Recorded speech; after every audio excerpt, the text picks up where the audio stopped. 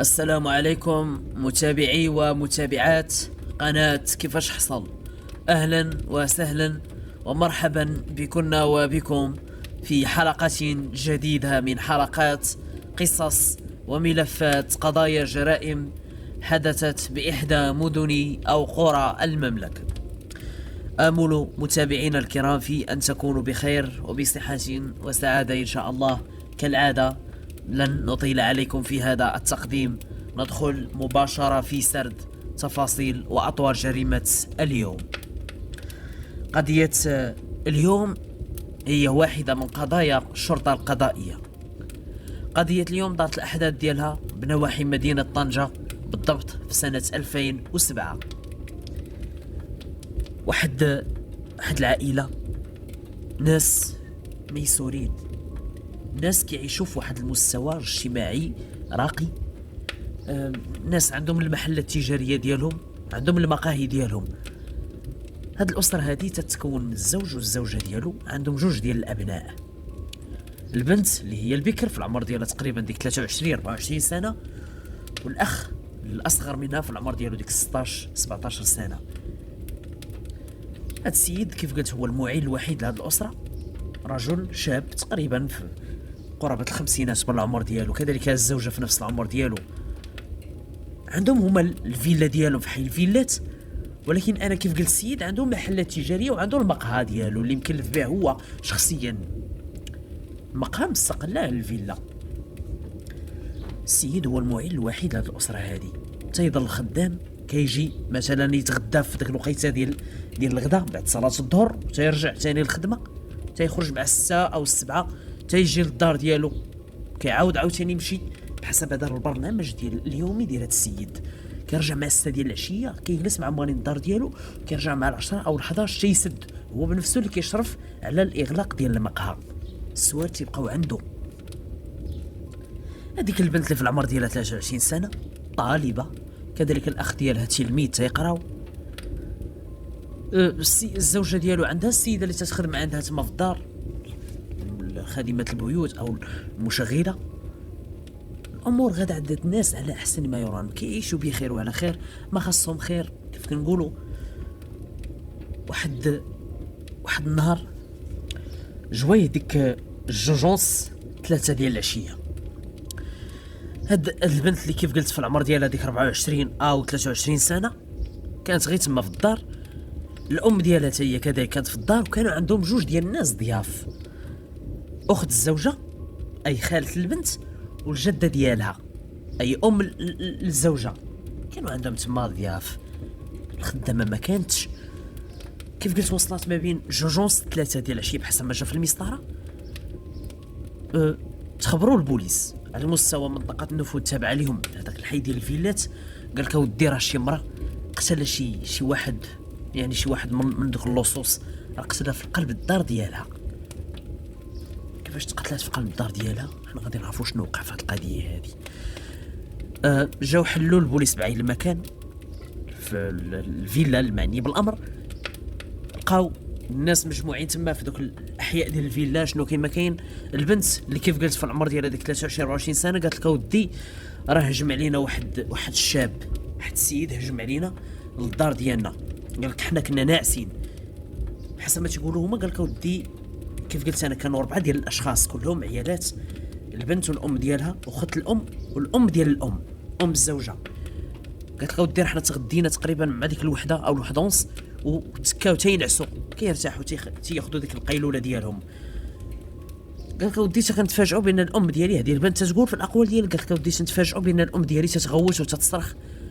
نط كنجري انايا، كنلقى شاب انا ما شفتوش في الوجه ديالو، شفتو في الدار ديالو خرج مع الباب، لان كيف قلت الفيلا تيكون السور على برا فيه الباب، وعاد الباب ديال الداخل، الباب ديال برا ديال الداخل مفتوح، خرج منه ومشى تيجري نقص السور ولاد بالفرار. شفتي في وجهه؟ قالت لك لا ما شفتوش في وجهه. وشكون هذا اللي غادي يدخل يقتل السيده في قلب الدار ديالها؟ السيده بحسب محضر المعاينه تيبان بانها خدات واحد الطعنه على مستوى البطن ديالها، او بالاحرى على مستوى حسب ما جا في المسطره بحسب محضر المعاينه فم القلب، تنقولوا حنايا في المعده ديالها. السيده تما فين خدات الطعنه ديالها. ولكن لما حلوا البوليس بعين المكان السيده مازال حيه. تم الاسعاف ديالها، تم نقلها على وجه السرعه للمستشفى، ولكن قدر الله وما شاء فعل، السيده ما كتبش ليها انها تبقى حيه. ديك الطعنه اللي خدات كانت طعنه قاتله. وصلت المستشفى ما دوزش شي دقائق كثيره توفات. اذا هذه جريمه قتل. هذا اللي جا هجم على الناس هادو ما جاش هجم عليهم بالليل، لا هجم عليهم بالنهار. هذاك السيد اللي هو الاب حضرته هو بعين المكان، خداو الاقوال ديالو لما كانوا البوليس بحسب ما حضر المعاينه تما. قال لك اودي انا راه خدام، حتى اتصلت بيا البنت ديالي قالت لي بابا جي راه ماما راه ضربها شي حد. قال لك خديت الطوموبيل ديالي جيت على وجه السرعه. البنت تقول ودي راه كانت انا والام ديالي الله يرحمها، وكانت عندنا خالتي وجده. خالتها وجدها هاد بنفس الاقوال. قال لك ودي حنا تغدينا كنا ناعسين حتى كنسمعوا الغوات، نضنا كنلقاو السيده مضروبه في البطن ديالها. شفتوا نتوما هذاك الولد؟ قال لك لا ما شفناش. اذا البنت بوحدها اللي تتقول ودي انا شفت هذاك الولد، ولكن هي ما شفتوش الوجه ديالو. كان عاطي بالدار، كان غادي يضرب السيده ولاد بالفرار. الام ديالها تتغوت، ناضت هي تيبان لها السيد راه غادي يخرج من الباب وغادي تينقص الصور.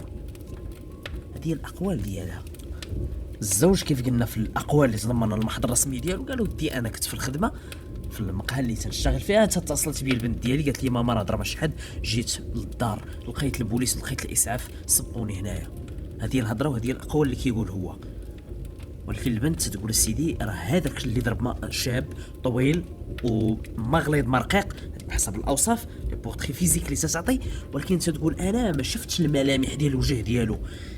فقط لما سمعت الام ديالي تتغوت وخرجت انا من البيت ديالي لقيت الام ديالي طايحه وهو غادي تيجري وصل عند السور ديال برا ونقص السور، اي ما خرجش من الباب بقى مفتوح مغلق ديال برا. قالت لك اذا هذا اللي دخل ما عندوش المفتاح. شكون تيسكن معكم هنا؟ قالت لك اودي راه تنسكن انا والام ديالي والاب وعندي خويا. الاخ ديالها في ديك الوقيته في المدرسه. ايوا وهاد السيده شكون؟ قالت لك اودي هذه خالتي وهذه جده. الام ديالي راه غير ضيافه عندنا، جاو عندنا غير البارح. اذا هذا اللي جا وقتل السيده واش جا من اجل القتل ديالها او جا باش يسرق؟ كيسحب ليه ما كاين حتى شي حد في الدار او في الفيلا. وبالفعل قال لك اودي راه ما تسرق حتى شي حاجه. هذاك الباب ديال الفيلا ديال برا تيكون مغلق، وبالفعل هذاك الباب ديال الداخل تيكون مفتوح. هو ربما نقص السور ودخل تما، ربما بغى يسرق شي حاجه او فعلا جاي باش يقتل السيده. ما عرفتش، ولكن بحسب الاوصاف اللي عطاتيه قالت لك ودي هو مغليظ مرقيق طويل شويه، كان لابس واحد الجيلي، هذاك الجيلي قري، ولابس فوق منه عفوا لابس جاكيت صفراء فيها القب ولابس فوق منها الجيلي. حسب ما تقول هي الجيلي قالت لك ودي قري من دوك الجيليات ديال الناس اللي تيبيعوا ويشريو. هذه الاوصاف اللي قدرت تعطي البنت. اما هي واش تعرفت عليه على المستوى الوجه ديالو الملامح؟ قالت لك لا ما شفتوش. بعض الجيران تما الناحيه ديال الفيلات، حنا تنعرفوا الاحياء ديال الفيلات كيف كتكون فيهم الحركه قليله جدا، قليل الناس اللي تلقاهم تيتمشاو تما او كلها داخل ساد عليه في الفيلا ديالو او كلها مشغول في العمل ديالو.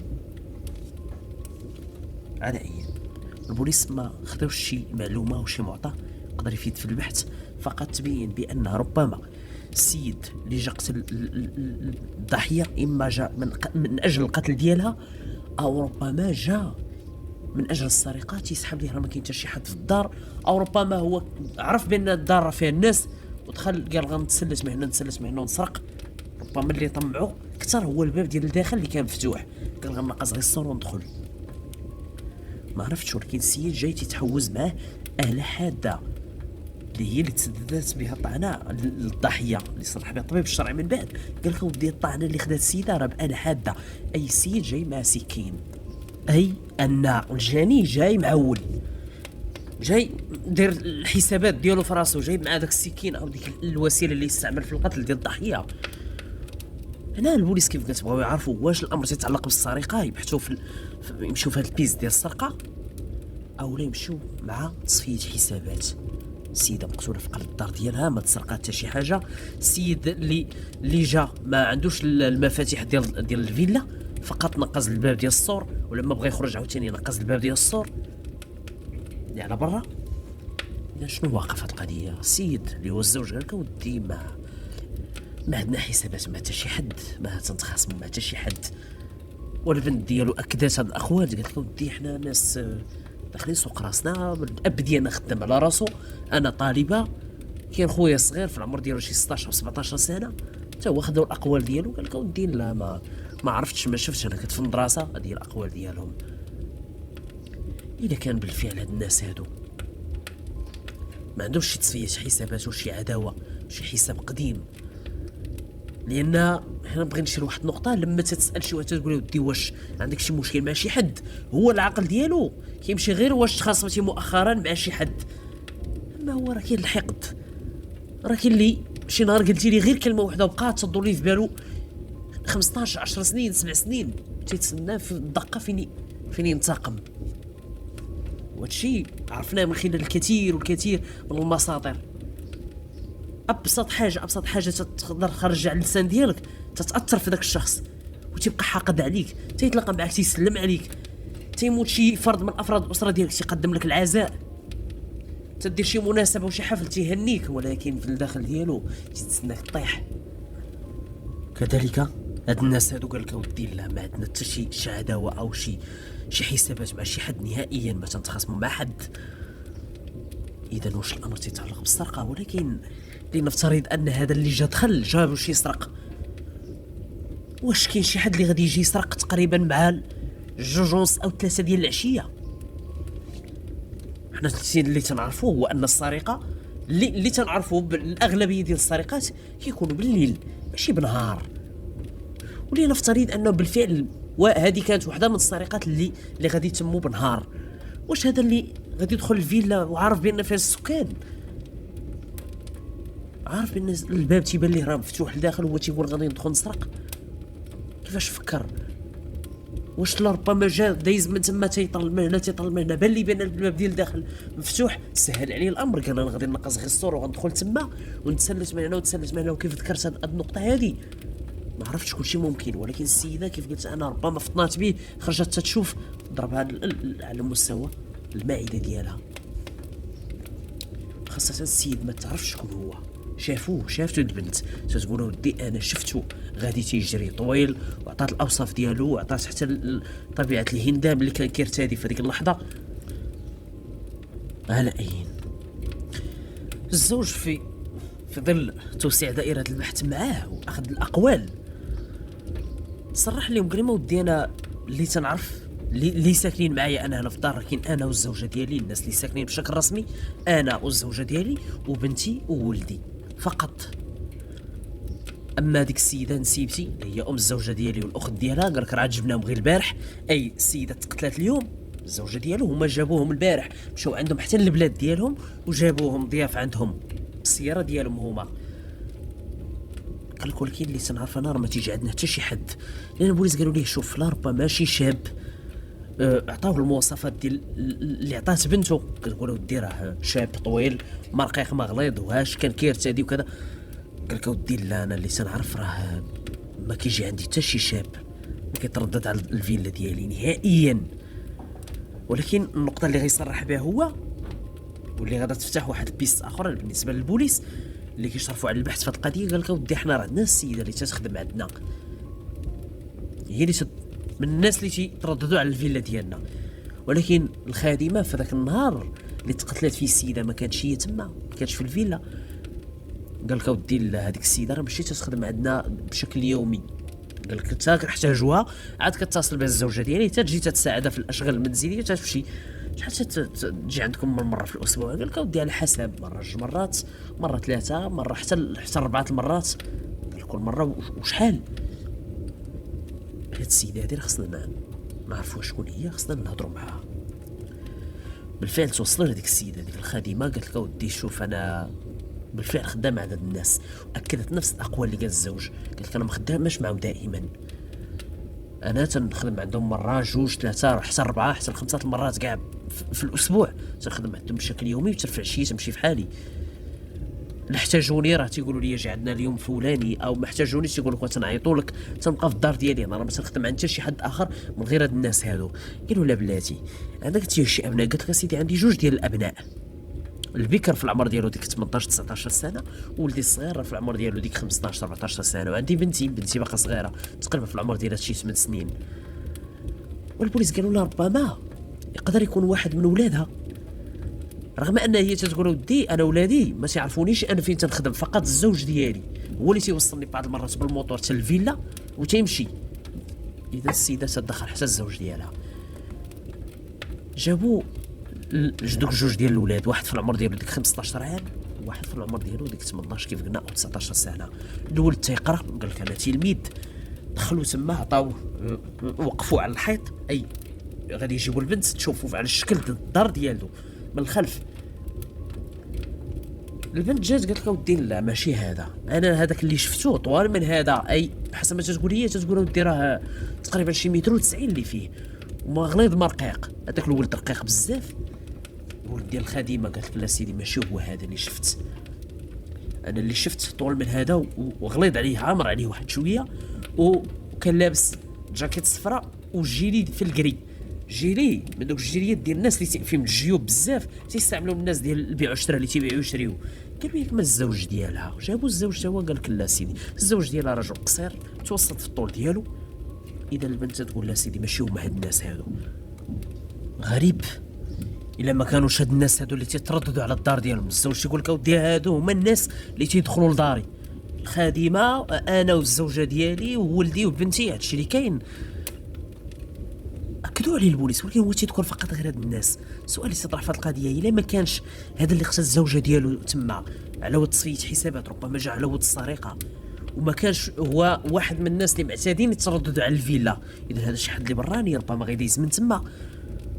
والبوليس حاولوا يبحثوا في هذه القضيه هذه، جابوا بعض الناس اللي تعرفوا بالسرقه على مستوى المنطقه والحياء ديال الفيلا تما، وهذوك الناس شافتهم البنت قالت لك ودي لا ماشي هما هادو. كانت توسيع دائره البحث باذن النيابه العامه في هذه القضيه هذه، لان باش الانسان يولي تقتل في قلب الدار ديالو وبنهار هادشي راه تخلق واحد الهاله من الخوف في صفوف المواطنين، وخاصه هذوك الناس ديال بلا ما نبغيش نقول هذا الكلام هذا، الطبقه اللي تتكون في واحد تعيش واحد المستوى اجتماعي راقي، تتكون حساسه، تتبغي تاسيري نفسها، تتبغي تامن راسها.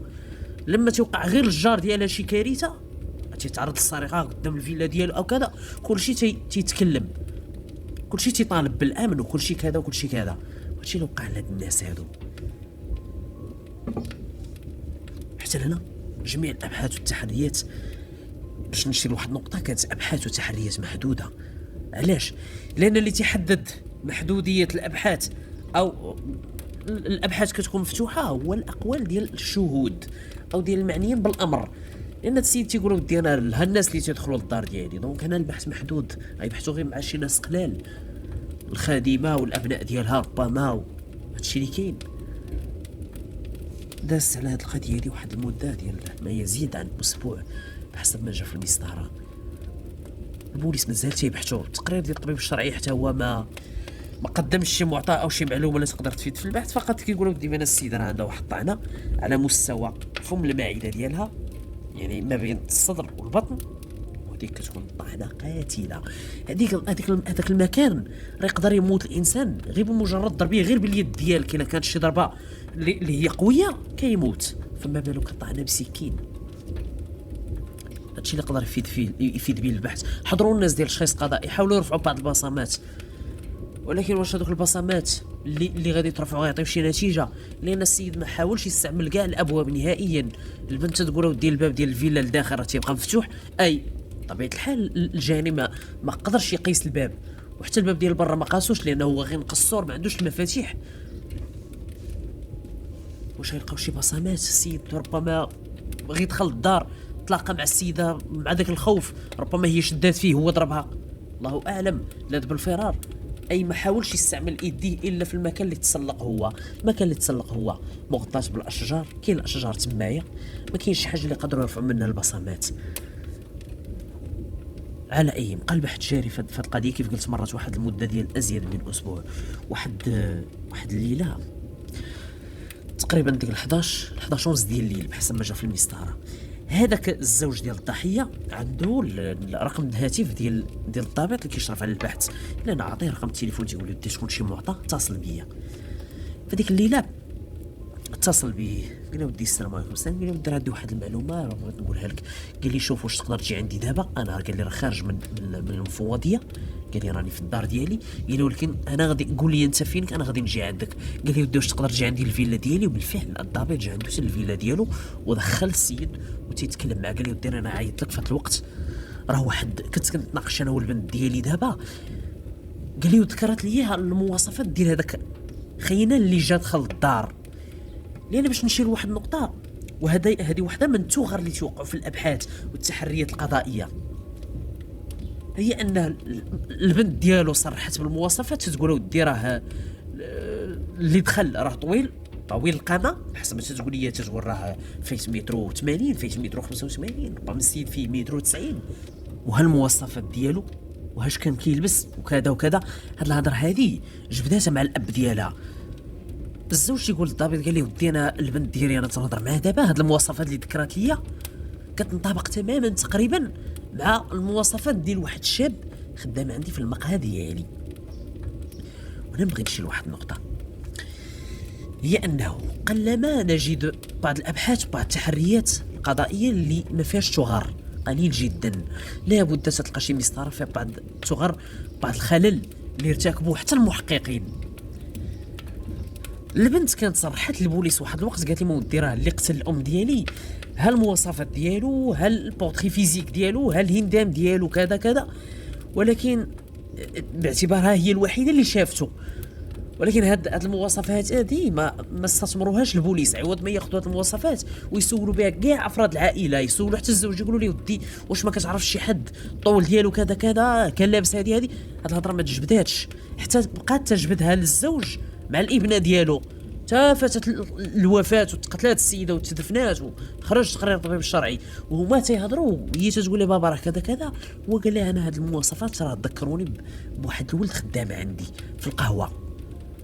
قال انا غادي نتصل بالبوليس غادي نقولها لهم. وبالفعل اتصل بالضابط، الضابط جا عنده للدار قال لي هذا الكلام هذا. ولكن الزوج تيضيف قال ودي انا لما البنت كانت كتقول لي هاد المواصفات ذكروني بهذاك الولد اللي خدام عندي، لانها تماما حتى هذاك الولد ديالي راه طويل وعامر شويه مغليظ مرقيق وعنده واحد جاكيت صفراء وتيلبس مره الجيلي. قال لي ولكن انا ما بغيتش نظلم هذاك الولد، لان يستبعد بحسب ما تيقول يستبعد ان هذاك الولد يدير هذه الفعله هذه.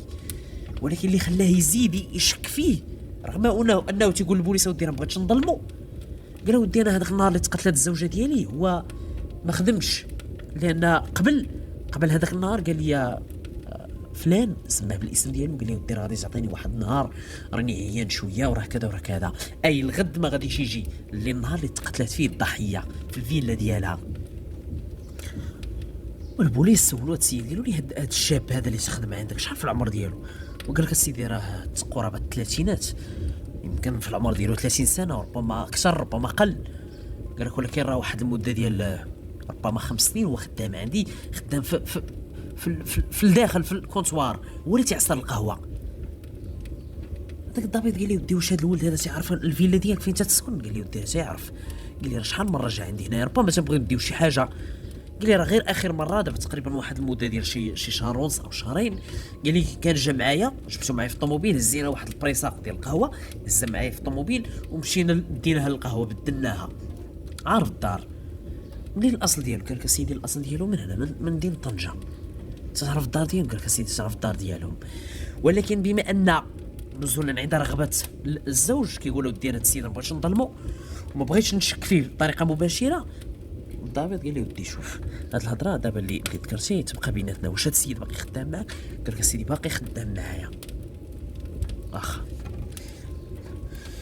قال لي خلي الامور هاد الهضره اللي قلتي دابا تبقى بيناتنا. قال لي حنا ماذا بينا نجيبوا هاد الولد هذا تشوفوا البنت تشوفوا على مستوى الخلف ديالو الجسد ديالو من الخلف، لان البنت كيف قلت ما شافتوش على مستوى الوجه ديالو فقط كتقول ودي انا شفتو غادي تيجري عاطيني بالظهر. خاص البنت تشوفو. بالفعل البنت شافتو قالت لك ودي تماما، عطات نفس الاوصاف. قالت لك اودي الطول ديالو وحتى هو ما غليظ ما رقيق، نفس الشكل ديال هذا الولد هذا اللي خدام مع الاب ديالي. ولكن البنت تقول ودي انا هاد الناس اللي تيخدموا مع بابا في القهوه، المقهى كبيره، مقهى من الطراز الرفيع كيف كنقولوا، كتقول ودي انا ما عمرني مشيت لهذيك المقهى وما عمرني عرفت شكون هما الناس اللي تيخدموا مع بابا نهائيا. كانت هذه اول مره وهذه الفرصه اللي غادي نشوف انا هذاك الولد. نظرت لي خلسه، كانت رفقه الضابط. هنا بما ان البنت تقول ودي راه هذا تقريبا يقدر يكون هو الولد، راه تماما هنا الزوج كيقول ودي بالفعل راه بنتي قالت لي بلي راه عنده جاكيت صفراء، هو راه هو تيلبس الجاكيت الصفراء وعنده الجيلي. في ديك اللحظه بحسب ما جا في المسطره، البنت لما شافت الولد لقاتو لابس الجيلي. قالت لك سيدي راه كان لابس بحال هذاك الجيلي، ولكن راه ماشي هو هذا اللي لابس الولد دابا في اللون كيف كنقولوا حنايا حجري. ولكن في ديك اللحظه اللي تقتلت الام ديالها كان لابس جيلي كري. وبالفعل الزوج قال لك ودي راه تيبدل، راه عنده بزاف ديال لي جيلي من هذا النوع هذا، تيدير فيهم الصرف وكذا الامور. على اي الولد خص ضروري البوليس يلقاو عليه القبض. جات الفرقه اللي تابعه الاتاشي بالناس ديال لابيجي، لقاو عليه القبض، خرجوا من تما من المقهى مشاو به المفوضيه. بحثوا معاه قالوا لي ودي شوف انت، شافوك بعض الناس بعض الشهود النهار اللي تقتلت فيه السيده ديال هذاك السيد اللي خدام عنده انت دابا في القهوه، باللي انت اللي كنتي خارج من تما. شافوك بعض الناس قالوا واش عندك شي جاكيت صفراء؟ قال لي ما ودي عندي جاكيت صفراء. عندك اللي يجي لي بحال هذا في اللون كري؟ قال لك عندي يا سيدي. هذاك النهار فين كنتي انت؟ وقال لك سيدي انا هذاك النهار كنت عيان شويه وطلبتها من السي فلان اللي هو مول القهوه. قالوا لي ودي حنا في اخبارنا باللي انت فعلا طلبتي هذاك النهار راحه، كنتي عيان وكذا كذا، ولكن الناس شافوك خارج من تما من الفيلا. قال لي لا سيدي ما يمكنش. قال لي انا ذاك النهار ضال في الدار ديالي ما ننسى، كنت قال لك ودي ساكن انا والزوجه ديالي والاب ديالي ومرت با، عندي جوج ديال البنيات. ايوا انت خدام مع السيد شحال انت خدام معاه؟ قال لك سيدي خدام معاه واحد المده ديال 5 سنين او ربما 6 سنين، ما قالش بالضبط. وبالفعل هذاك السيد الزوج تيقول ودي هذا الولد هذا راه خدام معايا دابا ربما اكثر من 5 سنين، ما عمرني شفت منه شي عيب او شي سرقه او كذا او كذا. ولكن جميع المواصفات تتنطبق. الولد اللي قتل الضحيه وكان خارج من الفيلا نفس المواصفات تنطبق عليه هو. ولكن مرات على هذه القضيه هذه واحد المده ديال 10 ايام كيف قلت انا، ازيد من اسبوع. واش البوليس غادي يرجعوا للدار ديالو ويبحثوا مع الاب ديالو ومرت باه والزوجه ديالو يقولوا لهم فين كان هذاك النهار؟ يقدر يقول لك كان في الدار، يقدر يقول لك ما كانش في الدار. حاولوا ما امكن انهم يمشوا مع الدار ديالو باش يحجزوا هذاك الجيلي وهذاك الكبوط. هو ماشي جاكيط، الكبوط كاين فرق ما بين الجاكيط والكبوط، تيكون هابط شويه حتى قرابه الركبه تقريبا بحال المونطو تقريبا. حجزوه تما. البنت قالت لك سيدي هو هذا تماما، هذا هو هذه الجاكيت اللي كتشاف شفت لابس هذاك خينا، وهذا هو الجيلي هاللون ديالو هو هذا. قال لي اشتري في الناس شافوك خارج كتشري من الفيلا. ولكن الولد تيقول لا، انا ما شافني حتى شي حد وانا عارفه شنو تنقول. شاد في الاقوال ديالو رغم انه تواجه بالمواصفات اللي كتوصف البنت، ولكن هو شاد في الاقوال ديالو. البوليس بقاو تيبحثوا معاه، خاصه ان شنو يمشيو يقلبوا الدار ديالو يديروا واحد بيركيزيسيون يشوفوا لا لقاو شي حاجه ربما سرقه. والناس ديال الفيلا تيقول لك ودي ما تسرق حتى شي حاجه ابدا. ولكن البوليس وقفوا معاه نقطه واحده، قالوا لي ودي انت خديتي هذاك النهار لانك كنتي عيان؟ قال لهم كنت عيان. فين دوزتي هذاك النهار؟ قال لك ودي دوزته في الدار ديالي فين ساكن انا والزوجه ديالي والاب ديالي والزوجه ديال الاب.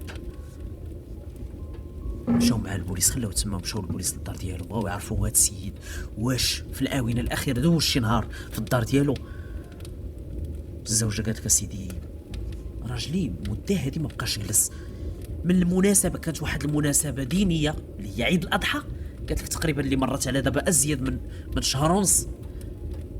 قالت لك كان خدا شي عطله تقريبا في شي يومين او 3 ايام. قالت لك من تما ما بقاش خدا شي نهار او يومين راحه ابدا. واش متاكده؟ لا قالت لي متاكده. وحتى زوجة الاب ديالو والاب ديالو قال لك ودي هادشي اللي كاين، راه ما خداش شي نهار اللي يرتاح فيه النهار كامل ابدا. ولكن هو تيقول ودي انا داك النهار ما خرجتش، كنت عيان، خديت هذاك النهار راحه استراحيت فيه في الدار. جابوا الزوجه ديالو، جابوا الاب ديالو، جابوا مرت باه. الزوجه ديالو قالت لي ودي انا راه سولوني البوليس، راني قلت لهم اللي كاين. هو تيقول لا انا راه ارتحيت اليوم الفلاني فاش كنت مريض وكذا، وهي تقول لي لا. لان علاش غادا تقول ليه لا؟ لان هي خداو البوليس الاقوال ديالها بشكل فردي. قالت للبوليس اللي تقال شنو دابا لما غادي يواجهوها غادا تولي تقول لا راه الزوج ديالي اللي قال لكم راه هو اللي صحيح. هي قالت لي وديها اللي قلت للبوليس، قلت لهم بلي راه ما خديتي حتى شي نهار راحه في الاونه الاخيره من غير عيد الاضحى اللي فات اللي مرت عليه دابا ازيد من شهر ونص، قرابه شهرين. حتى مرت باه نفس الكلام، والاب ديالو نفس الهضره. بناتو باقيين غير صغار تقريبا في العمر ديالهم 4 سنين 6 سنين، جاي ياخذوا الاقوال ديالهم. السيد تواجه بهاد الهضره هادي، تواجه بانه في ذاك النهار ما دوزوش في الدار. هو تيقول لا انا ذاك النهار كنت عيان بقيت غير في الدار ما خرجتش. كذلك نفس الطول، نفس المواصفات اللي عطات الابنه ديال الضحيه، كذلك الهندام ديالو اللي كيرتادي. قالت لكم دير هاد الكبوط، هو اللي كان لابس كبوط صفر والجيلي في الكري لابسو فوق الكبوط. كانت هذه الهضره اللي صرحت بها البنت. السيد تواجه بهاد الهضره هادي، هو يقول لهم ودي انا غادي نقول لكم اللي كاين. وبحسب الاقوال اللي تضمن المحضر الرسمي ديالو، قال لي ودي انا قبل ما تقتل الزوجه ديالو بواحد اليومين قال لي فلان، قال لي ودي راه النهار الفلاني راه ما غاديش نكون، رد البال المقهى ورد البال كذا وكذا، راني غادي ندي العائله ديالي غادي نوصلهم للمكان الفلاني. فين غادي يوصلهم؟ عند الام الزوجه. قال لي راه ما غاديش نجي نهار كامل. هو بحسب ما تيقول هاد خينا هذا المجرم، قال ودي انا لما سمعت هاد الهضره فهمت بانه هو غيدي العائله ديالو وغادي يجي، دونك الفيلا غادا تبقى فارغه. اش دار لما السيد دا العائله ديالو وجا الغد ليه المقهى؟ هاد خينا اش قال لي ودي راه غادي تعطيني عافاك غدا، النهار ديال غدا راني غادي نكون عيان انا شويه. مول القهوه اللي هو الزوج ديال الضحيه قال لي ودي ماشي مشكل، سير ارتاح مع راسك. الغد ليه بحسب ما تيقول هو فاق في الصباح تقريبا ديك 9:30، فاق فطر وخرج. هو شنو كيدور ليه في البال ديالو؟ قال دابا هاد السيد دا العائله ديالو المنطقه الفلانيه، دونك هو غادي يكون في القهوه والفيلا غادا تكون خاويه ما فيها حتى شي حد. وعارف الناس الطبقه الاجتماعيه اللي تعيشوا، عارف عندهم الفلوس، عارف عندهم الذهب، عارف عندهم اثاث تامينه في الدار بحسب ما تيقول هو. ديك الوقيته في ذاك النهار فاق تقريبا كيف قلت 9:30 بحسب ما تيقول هو، فطر وخرج توجه للفيلا. تيبان لي بان الباب مفتوح. قال له ربما هو في العقل الباطني ديالو راه الفيلا خاويه، كيبان لي بان راه الباب ديال الداخل مفتوح ولكن الباب ديال برا مغلق. قال له ربما السي فلان اللي هو مول القهوه ربما خرج دابا وخلى الباب مفتوح تما. اش دار هو؟ بقى تيتحيل الفرصه هنايا راه البال ديالو نقص السور ودخل. لما تيدخل تيتفاجئ بالزوجه اللي هي الضحيه. والزوجه تتعرفوا، الزوجه تتعرفوا شايفاه مرارا وتكرارا في القهوه، لكن الابناء ديال الضحيه ما عمرهم عرفوا هذا الولد هذا، لا الولد ولا البنت ما عمرهم شافوه، ما عمرهم عرفوه. ولكن الزوجه تتعرفوا، تمشي عند الزوج ديالها القهوه. هو لما شاف شدات فيه قالت لي انت شنو جاي تدير؟ هو داير القب ديال الكبوط ودابس فوق منه هذاك الجيلي وجاي داخل تما. هي لما شدات فيه شنقات عليه بحسب ما تيقول هو ولا باغي غير يتفك منها، جبد مقص بحسب ما تيقول هو، مقص داك المقص ديال الخياطه من الحجم الكبير، وسدت ليه الطعنه على مستوى المعده ديالها ولاد بالفرار. كانت هذه الاقوال اللي صرح به هو واللي تضمن المحضر الرسمي ديالو. ولكن الضحيه الله يرحمها واش كان عليها تصرح البوليس في ديك اللحظه لما ولا تصرح البنت ولا الام ديالها ولا اختها في ديك اللحظه تقول لي مرة ضربني فلان خدام مع الزوج ديالي؟ سينا ضربت هنا فم القلب تنقولوا حنايا. هذيك الضربه خطيره جدا، مولاها ما تيبقاش يقدر يتكلم. كانت هذه التصريحات ديالو. تقدم هذا السيد هذا للعداله، تحكم بالسجن المؤبد. كانت هذه مسطره حلقه اليوم. شنو المستفاد متابعينا الكرام؟ ل1000 ولا ل2000 ولا 3000 ولا 10000 مره ولا 100000 مره غادي نقول اللي بغى يدير شي حاجه يستعن بالكتمان النبي صلى الله عليه وسلم قال لك استعينوا على قضاء حوائجكم بالكتمان. هاد السيد مول القهوه قال ودي انا بالفعل قلت ليه راني غادي ندي العائله ديالي في التصريحات ديالو، ولكن هو داهم غادي يدوزوا غير النهار وغادي يجيبوا نسيبته اللي هي ام الزوجه ديالو واختها، مشاو دوزوا معاهم النهار وفي العشيه جابهم للفيلا. هو هذا المعني بالامر، هذا المجرم تيسحب لي باللي راه غادي يدي العائله ديالو كامله يحطها تما وهو غير يرجع غير بوحدو والفيلا غتبقى خاويه. علاش سيدي انا ما نقول ليه رد البال المقهى عندي واحد الغرض غادي نقضيه وصافي، ما نقولش انا غادي ندي الزوجه ودي ولادي المنطقه الفلانيه او كذا او كذا. نتمنى ان الرساله تكون وصلت. كانت هذه مصدر لحلقه اليوم، حفظنا الله واياكم من كل شر وبلاء، واشكركم على حسن الاصغاء والمتابعه، والى اللقاء في الحلقه القادمه ان شاء الله، والسلام عليكم ورحمه الله.